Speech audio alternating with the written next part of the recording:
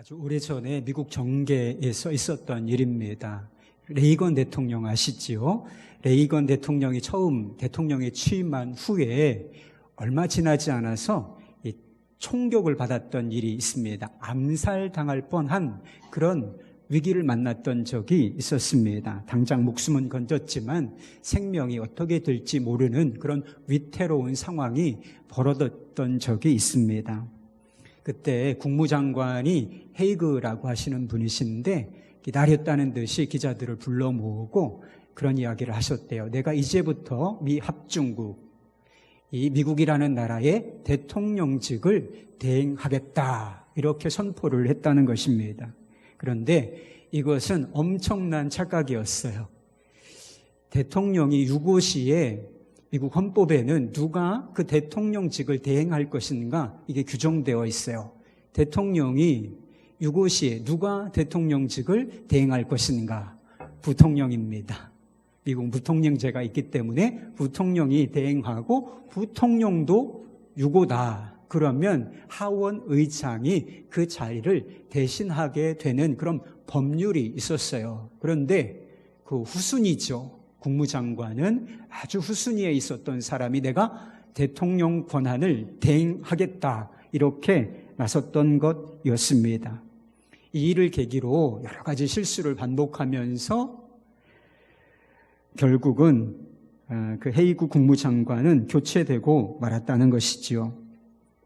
이 헤이그 국무장관이 어떤 문제를 가지고 있었던 것인가? 자신이 서 있어야 할 위치를 잘 몰랐다는데 그 문제가 있는 것입니다. 자신이 서 있을 위치가 아닌데 서려고 했던 것, 그것이 그분의 문제였다는 것입니다. 그런데요, 우리의 삶에도 이런 일이 얼마나 빈번하게 자주 일어나는지 모른다는 것입니다. 이 본문 말씀을 잘 살펴보면 두 가지 주제의 말씀이 들어있다는 사실을 알게 돼요. 하나는 비방하거나 판단하지 말라라고 하는 것이고, 또 하나는 허탄한 자랑을 금하는 그런 말씀이 녹아 있습니다. 여러분, 얼핏 생각하면 비방하고 판단하는 것, 그리고 자랑, 이것은 다른 이야기 같습니다. 다른 주제의 이야기인 것 같은데 야고보는 이것을 한 주제로, 한 덩어리로 묶어놓고 있는 것을 보게 된다는 것입니다. 12절 말씀, 오늘 본문 말씀 제목이기도, 설교 제목이기도 합니다. 너는 누구이기에, 너는 누구냐? 이게 무슨 뜻인가? 그러니까 우리 자신이 누구인지를 모를 때 이와 같은 증상이 나타난다라고 하는 것입니다. 여러분은 여러분 자신이 누구인지 정확하게 아십니까? 여러분이 서 있어야 할 자리가 어디인지 여러분은 그 자리에 머물러 계십니까? 11절 말씀에 보면 야고보는 형제들에게 말해요. 서로 비방하지 말라. 형제들이에요. 같이 신앙생활하는 사람들이라고 하는 것이죠. 서로 비방하지 말고 서로 판단하지 말라. 그런데 우리가 비방과 판단 얼마나 쉽게, 그리고 얼마나 빈번하게 자주 범하는 죄인지 모릅니다. 여러분, 비방과 판단이 죄인지도 모르죠. 다른 사람 낮추어 이야기하고 그거 잘못됐다, 그 사람 나쁜 사람이야, 이렇게 이야기하는 것이 죄인지도 모르는 그런 상황 속에서 우리가 살고 있지 않나 싶습니다. 야고보는 계속해서 믿음의 진정성에 관해서 말하면서 이 관계에 대해서 다루고 있습니다. 외모를 차별하지 말라. 그리고 고통받는 자들에게 사랑과 긍휼을 베풀라. 혀를 제갈 물리라. 시기하거나 다투지 말라. 그리고 화평의 열매를 맺으라. 다 어떤 이야기입니까? 부정적이든 긍정적이든 다 관계의 문제를 다루고 있는 것이지요.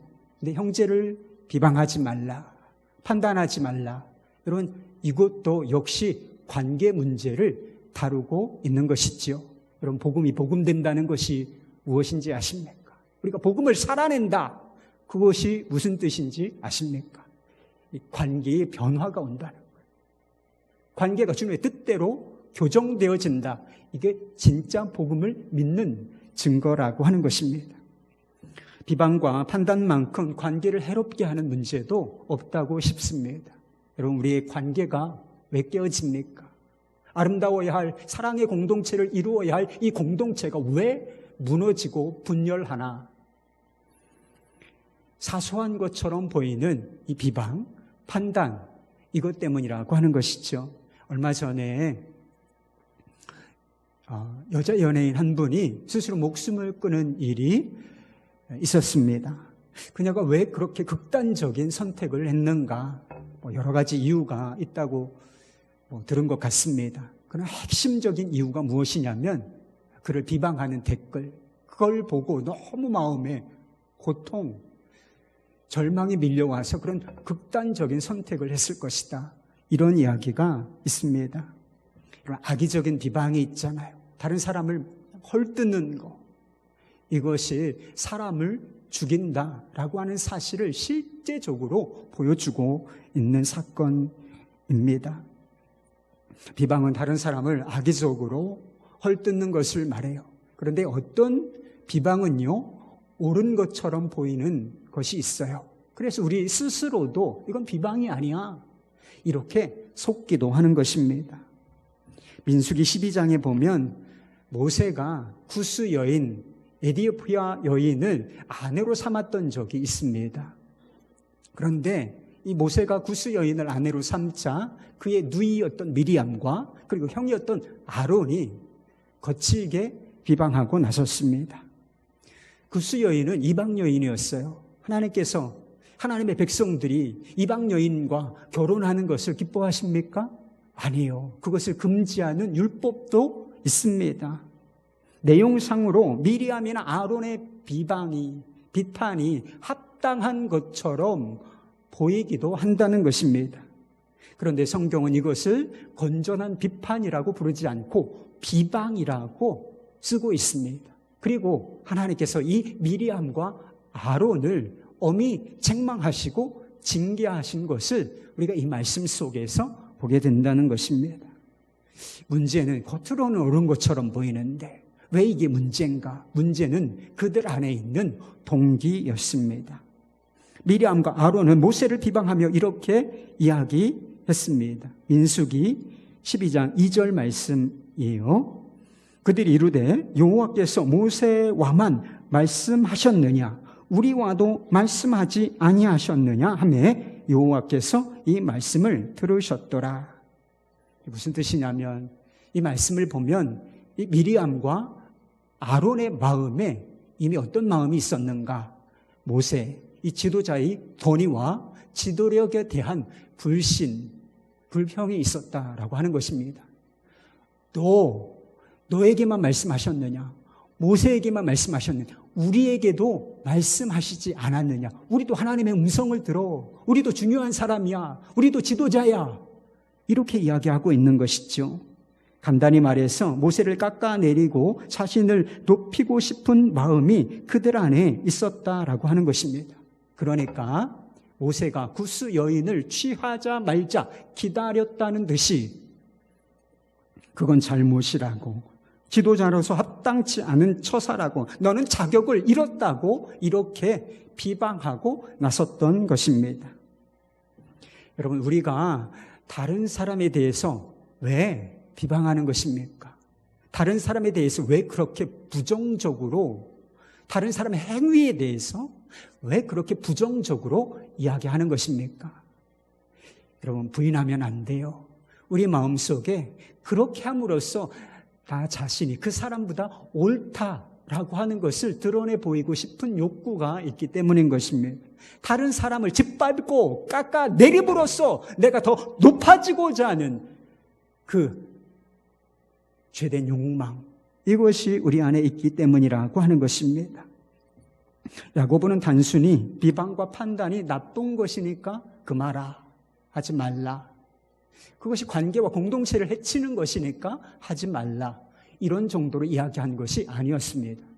여러분, 이 정도는 세상에서도 하는 이야기입니다. 그런데 야고보는 우리가 비방과 판단을 금해하는 더 궁극적인 이야기, 원인을 이야기해 주고 있습니다. 비방과 판단이 심각한 문제인 것은 그게 주제 넘은 일이기 때문이라는 거예요. 다르게 표현하면 하나님이 가지신 권리, 그 권리를 침해하는 일이기 때문이라 이렇게 말하고 있습니다. 찰스 스윈돌이라고 하는 목사님이 우리가 잘못된 비판이에요. 잘못된 비판을 하지 말아야 하는 이유를 7가지로 정리하셨는데 한번 읽어드려 볼게요. 7가지 원인이 있어요. 이유가 있습니다. 첫째, 우리는 모든 사실을 다 알지 못한다. 둘째, 우리는 그 동기를 완전히 이해하지 못한다. 셋째, 우리는 완전히 객관적으로 사고할 수 없다. 넷째, 그 상황에 있지 않으면 정확하게 이해할 수 없다. 다섯째, 우리가 보지 못하는 부분이 있다. 여섯째, 우리에게 편견이 있고 시야가 흐려질 수 있다. 일곱째, 우리는 불완전하고 일관성이 없다. 여러분, 실제로 우리가 그렇지 않습니까? 우리는 다 불완전한 존재, 인정할 수밖에 없는 것이지요. 모르는 것이 너무나 많은 그런 사람들입니다. 우리의 판단력이 정확한가요? 아니에요. 우리는 선입견도 있고 편견도 있습니다. 그러니까 무엇을 판단하거나 평가할 때 왜곡될 가능성이 얼마든지 있는 그런 존재들인 것입니다. 그런데도 마치 우리가 모든 것을 다 알고 있는 것처럼 난 다 알아. 속속들이 너의 마음까지, 너의 삶의 정황까지 다 알고 있단 말이야. 그리고 우리는 온전히 정의롭고 거룩한 것처럼 다른 사람을 정죄하기까지 한다는 것입니다. 여러분, 율법을 만드시고 율법으로 우리의 행위를 판단하실 분은 누구십니까? 오직 정의롭고 거룩하신 하나님 한 분뿐이신 것입니다. 그런데 이것은 옳고 저것은 그르다. 당신의 행동은 잘못되었다. 그건 나쁘다. 그건 죄다. 이렇게 비방하거나 판단한다. 우리가 어떤 일을 하고 있는 것입니까? 하나님이 하셔야 할 일을, 그 권리를 침해하고 있는 것이죠. 마치 다른 사람에 대해서 하나님처럼 행동하고 있음을 말하는 것입니다. 12절 말씀이에요. 입법자와 재판관은 오직 한 분이시니 능히 구원하기도 하시며 멸하기도 하시느니라. 너는 누구이기에 이웃을 판단하느냐? 이웃을 판단하는 너는 누구냐? 이웃을 비방하고 판단하는 여러분 누구십니까? 내가 마치 하나님이라도 된다는 말이냐? 이렇게 묻고 있는 것입니다. 비방은 다른 사람을 깎아내림으로써 자신을 높이고자 하는 교만이라고 말씀을 드렸어요. 그런데 어느 곳까지, 어디까지 올라가고 있는 것입니까? 하나님의 보좌까지 침범하고 있는 것이지요. 여러분, 이것이 무서운 죄인 거예요. 비방, 판단, 가벼운 죄가 아닌 것이죠. 하나님의 자리를 찬탈하는 엄청난 죄라고 하는 것을 우리 영안이 열리면 알 수 있게 되는 것입니다. 여러분, 우리는 우리 자신이 어떤 사람인지, 너는 누구냐, 우리가 어떤 존재인지를 명확하게 이해할 필요가 있습니다. 여러분, 우리가 어떤 은혜를 받았는지 결코 잊어서는 안 되는 사람들이라고 하는 것입니다. 여러분, 우리는 율법의 준엄한 판단을 결코 견뎌낼 수 있는 사람이 아닙니다. 이것은 하고 이것은 하지 말라. 그런데 우리의 행위가 그것을 견뎌낼 수가 없다는 말입니다. 저거 죄인입니다. 저거 또 죄를 지었습니다. 저 인간은 지옥에 가야 마땅합니다. 이런 사단의 비방을 결코 견뎌낼 수 없는 존재라고 하는 것이죠. 여러분, 이런 사람들이 어떤 은혜를 받았습니까? 오직 십자가의 은혜로, 오직 값없이 베풀어 주시는 이 십자가의 은혜로 우리가 용서를 받은 것 아니겠습니까? 우리가 받아야 할 정죄, 우리가 받아야 할 판단, 비난까지도 그리고 예수님께서 온몸으로 자기 생명으로 받아내셨기 때문에 우리가 하나님의 백성이고 우리 같은 죄의 장아찌들이 의롭다, 거룩하다, 성도다 이렇게 칭함을 받게 된 것입니다. 여러분, 다른 사람들에게 하나님처럼 행동하면 안 돼요. 그건 우리에게 어울리는 일이 아닙니다.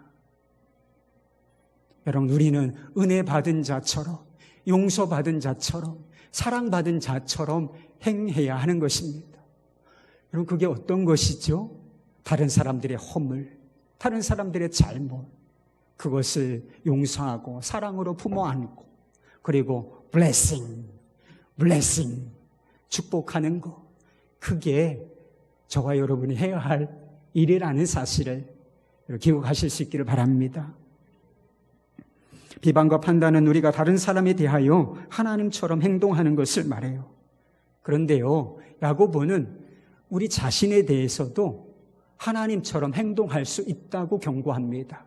그게 무엇이냐? 바로 자랑입니다. 허탄한 자랑입니다. 13절 말씀에 보면 어떤 사람이 계획을 세우고 있는 장면을 묘사하고 있어요. 오늘이나 내일이나 우리가 어떤 도시에 가서 거기서 1년을 머물며 장사하여 이익을 벌이라. 우리 중에도 사업하는 분이 계시지요. 사업하는 사람이라면 이런 계획을 세울 수 있지 않겠습니까? 그런데 야고보는 이것이 자랑이고 이런 자랑은 악한 것이다, 그렇게 말하고 있습니다. 야고보의 말을 여러분 오해하시면 안 됩니다. 인생의 어떤 장기적인 계획을, 어떤 학위를 따겠다, 공부를 하겠다, 사업상 어떤 계획을 세우는 것 그 자체가 나쁘다, 악한 것이다, 그만다, 이런 게 아닙니다. 계획을 세우는 것 자체가 악한 것이냐, 그런 뜻이 아니라고 하는 것입니다. 야고보가 반대하는 것은 마치 자신의 삶에 대해서 주인처럼 행하는 것, 하나님처럼 행세하는 것을 의미하는 것입니다. 여러분, 인생의 계획을 세우고 그 결과를 예상하고 있습니다. 그런데 문제는 무엇이냐? 거기에 하나님이 안 계시다는 거예요. 내 판단, 내 생각, 그리고 내 지혜, 이런 것만 있다, 이것이 문제라는 것입니다. 프레드릭 뷰크너라고 하는 목사님이 계신데 그분이 중요한 순간들이라고 하는 글을 쓰셨어요. 제가 읽어드려 보겠습니다. 당신의 아이를 학교에 데려다 주고 당신의 아이에게 굿바이 키스를 하는 것, 친구와 점심을 먹는 것, 내일 일을 제대로 하려고 노력하는 것, 창문에 부딪히는 빗소리를 듣는 것, 너무 평범해서 아무런 사건이 없는 것 같지만 당신이 방을 떠날 때 인식하든 인식하지 못하든 간에 하나님은 항상 그 안에 계시고 현존하십니다. 당신의 삶에 귀 기울여 보세요. 깊이를 알 수 없는 신비로움으로 그것을 보세요. 권태와 고통 안에도 흥분과 기쁨 못지않게 하나님은 현존하십니다. 결국 모든 순간들은 중요한 순간들이며 삶은 그 자체로 은총이기에 거룩함입니다. 우리의 삶의 모든 삶, 특별히 일상을 포함하는 모든 삶에 대한 대단한 통찰력이라고 싶습니다. 여러분, 우리는 중요한 순간이 있고 중요하지 않은 순간, 중요한 일이 있고 중요하지 않은 사소한 일이 있다고 생각하는 경향이 있습니다.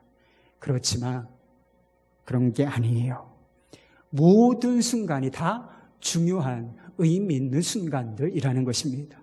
왜 모든 순간이 다 중요한 순간이라고 말할 수 있는가요? 모든 순간, 모든 때, 모든 공간에 하나님이 현존하시기 때문인 것입니다. 여러분, 지금 우리는 주일 예배를 드리고 있습니다. 예배가 무엇이지요? 예배는 하나님이 우리와 함께 계신다. 그리고 하나님께서는 우리의 예배를 받으시기에 합당한 분이시다. 이런 의식을 가지고 드리는 것이 예배인 것입니다. 우리가 이런 믿음으로 이런 마음으로 예배를 예배답게 드리고 있다면 이 예배는 뭐 어떤 사람들이 몇몇 사람들이 모였든지 숫자에 상관없이 이 예배는 거룩한 것입니다. 문제는 우리의 일상 가운데 하나님이 계신가 하는 것입니다.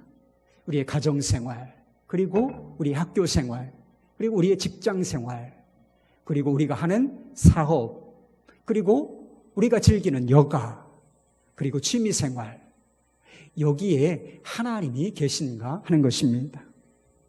여러분, 하나님이 정말 하나님이시라면, 하나님이 내 삶의 주인이 되신다면 이 모든 순간에 하나님이 하나님 되셔야 마땅한 것이 아니겠습니까?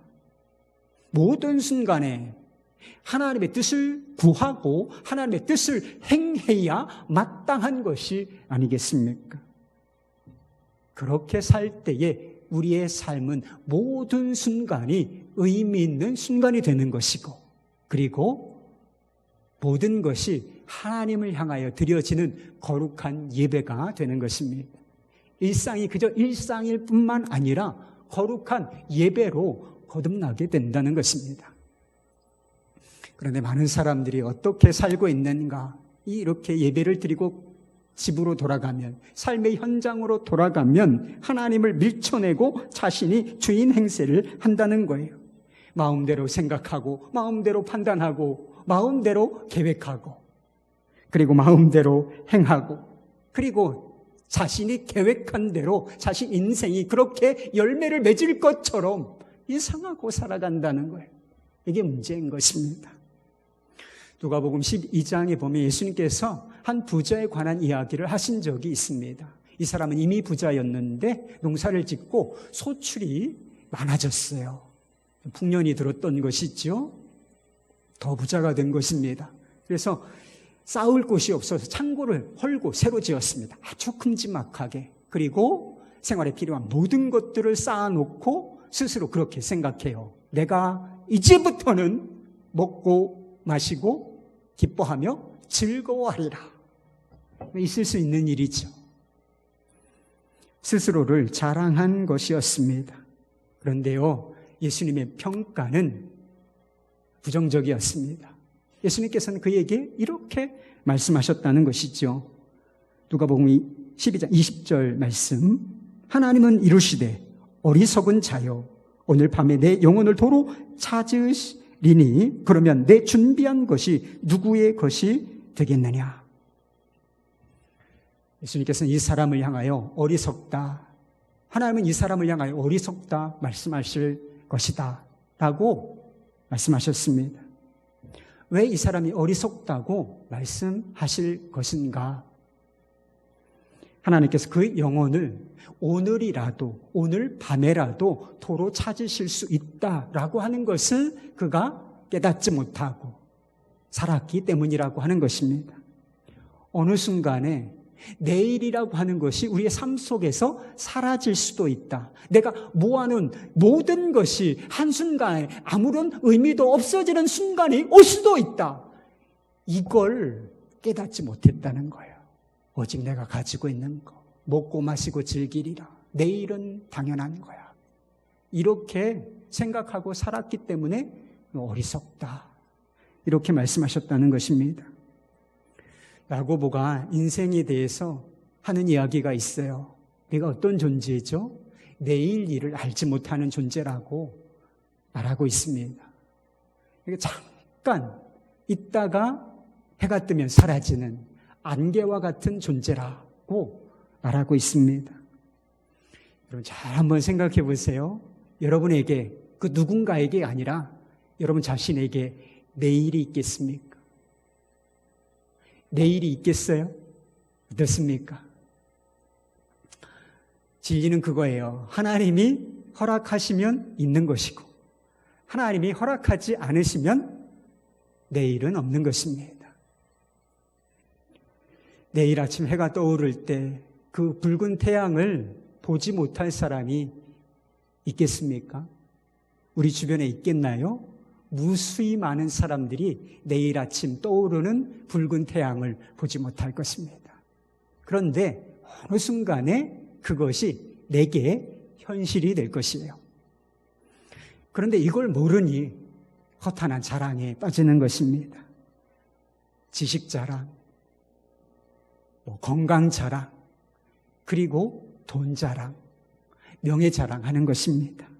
내일은 이것을 하고 1년 후에는 돈을 얼만큼 벌고 10년 후에는 내가 뭐가 되고 뭘 사고, 이런 허탄한 생각에 빠져 살게 되는 것입니다. 예수님께서 이런 사람들을 보고 뭐라고 말씀하시겠는가? 어리석은 자요, 어리석은 자요, 주제넘은 자요, 이렇게 말씀하시지 않겠습니까? 이재철 목사님이 매듭짓기라고 하는 비교적 얇은 책을 쓰셨는데, 그 책에 한 의사 후보생, 의대생이 쓴 글이 있습니다. 제가 한번 읽어보겠습니다. 새 학기가 시작되고 해부학 첫 실험 시간에 해부실로 들어갔다. 실험실의 문을 여니 거기에는 실험대마다 한 구씩 모두 32구의 시체가 놓여 있었다. 시체의 피부를 벗기는 것이 첫 해부학 실험의 과제였는데, 그 작업을 하는 동안 그것이 단지 시체일 뿐 사람이라는 생각이 전혀 들지 않았다.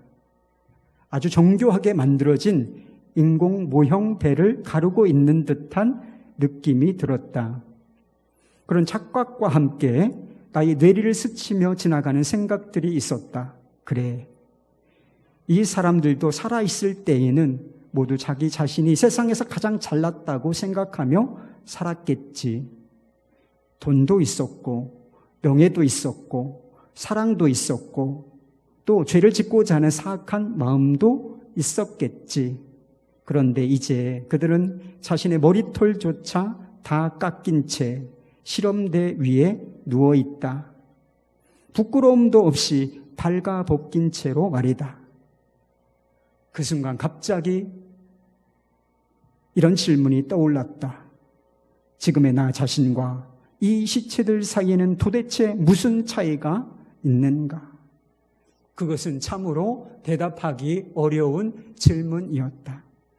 굳이 차이점을 찾는다면 그들은 죽었고 나는 아직 살아있다는 것이었다.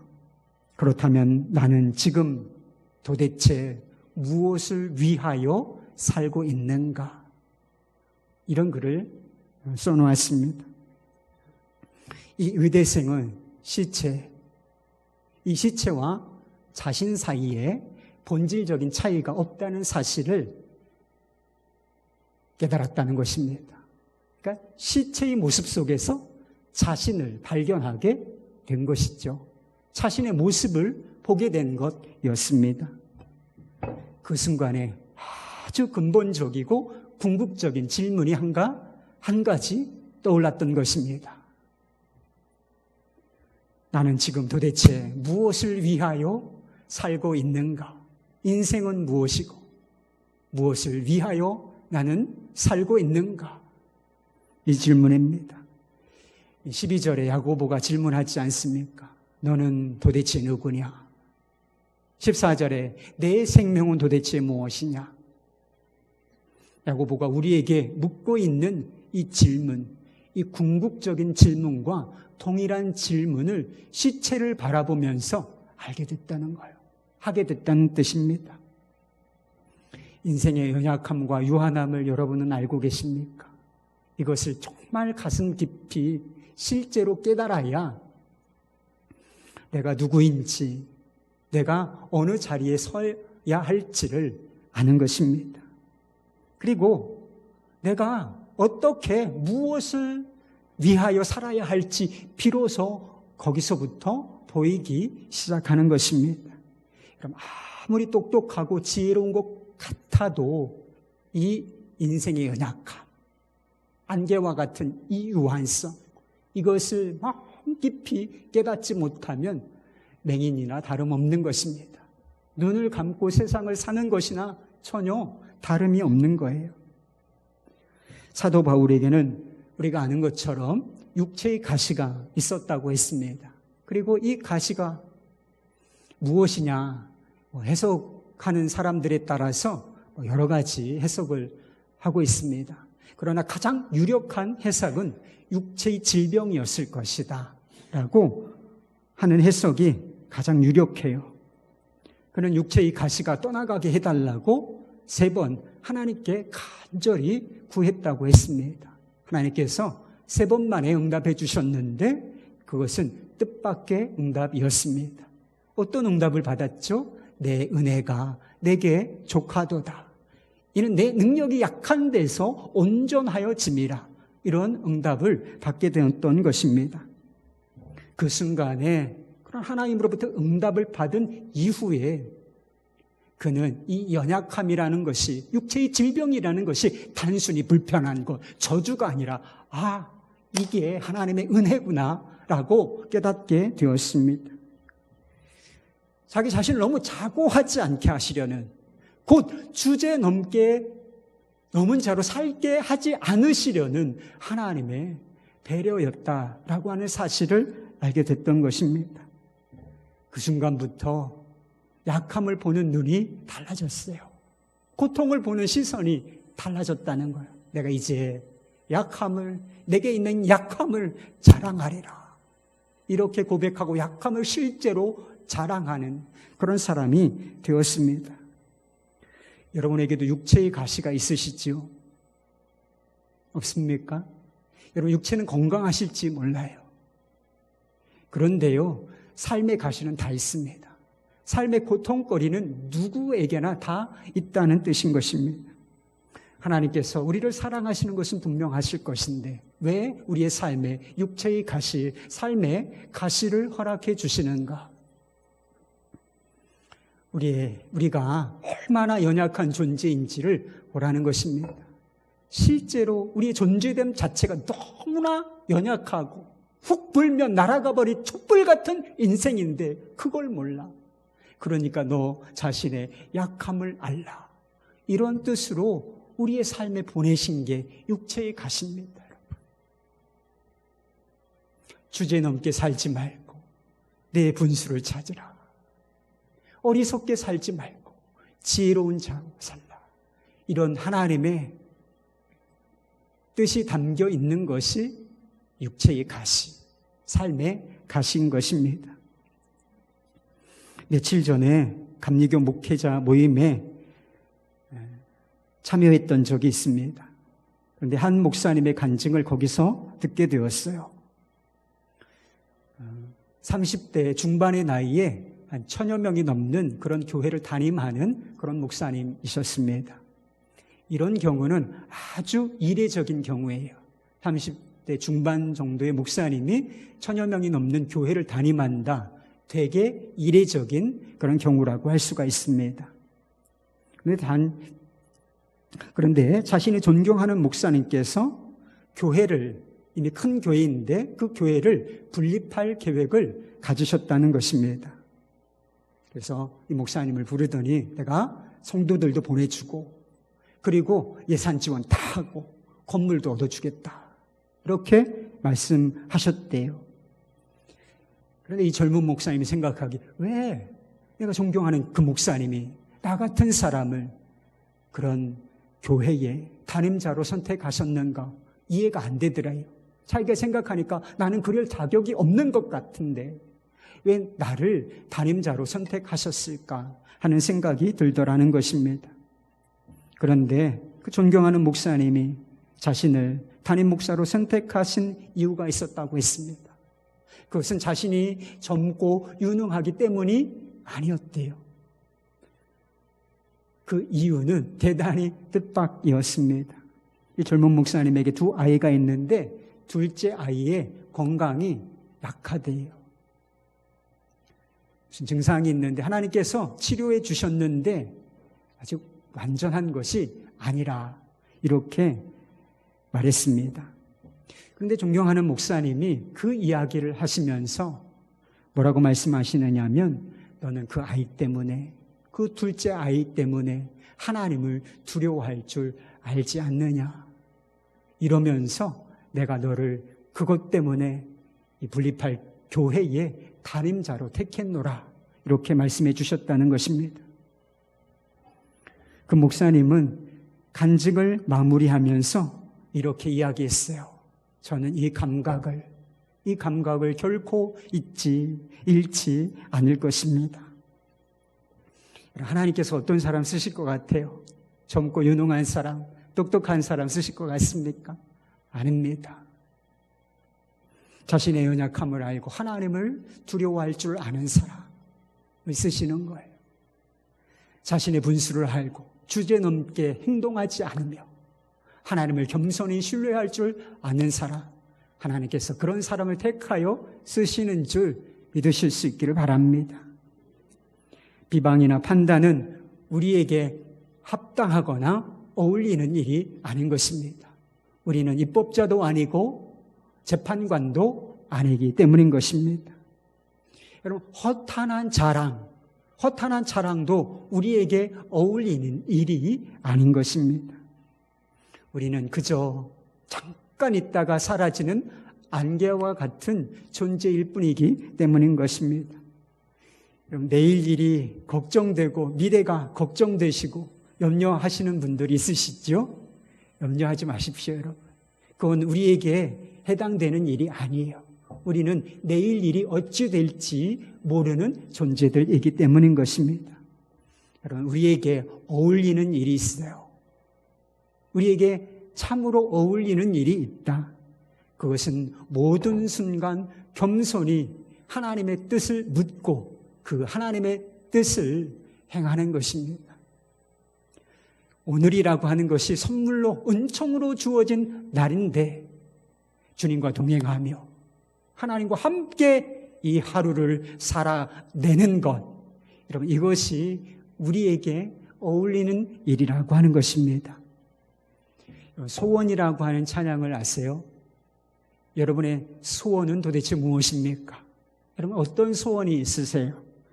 소원이라는 찬양 가사가 이렇습니다. 삶의 작은 일에도 그 마음을 알기 원하네. 그 좁은 길로 가길 원해. 나의 작음을 알고 그분의 크심을 알면 소망, 그 깊은 길로 가기 원하네. 저 높이 솟은 산이 되기보다 여기 오름직한 동산이 되길, 내가 아는 길을 비추기보다 누군가의 길을 비춰준다면 내가 노래하듯이 또 내가 얘기하듯이 살길, 난 그렇게 죽기 원하네. 삶의 한 절이라도 그분을 닮기 원하네. 사랑, 그 높은 길로 가기 원하네. 여러분, 소망이 어디 있어요? 여러분, 소망이 어디 있습니까?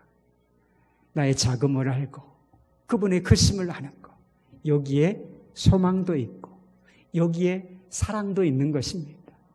이걸 알아야 다른 사람 사랑할 수 있어요. 삶의 작은 일에도